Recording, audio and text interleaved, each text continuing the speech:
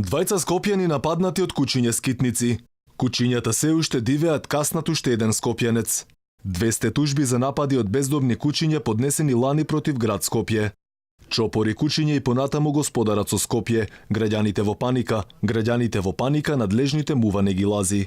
Надлежните молчат. Кога ќе се свати сериозноста на опасноста од кучињата бездомници? Скопјани загрижени, зголемен бројот на кучиња скитници кои господарат со градот, често шетаат во глутници, а бројот на нападнати, односно искасани граѓани постојано се зголемува. Дали град Скопје конечно ќе почне да ги превзема ингеренциите што ги има? Вчерашниот случај во Скопски аеродром кога сред бел ден куче искаса 49 годишна жена е последниот во низата пријавени од граѓаните, кои се жалат дека веќе долг период не се решава проблемот. Плоштадите и улиците се преполни со бездомни кучиња кои напаѓаат, а речиси секојдневно има примери на граѓани кои како последица од каснување на куче завршуваат во болница. Граѓаните се револтирани од локалните власти поради како што сметаат целосната незаинтересираност и неспособност за справување на овој проблем. Нема решение за кучињата скитници, иако едно од главните ветувања на градоначалникот на град Скопје Петре Шилегов беше дека овој проблем ќе стане минато и дека за таа цел од буџетот има одвоено 10 милиони денари.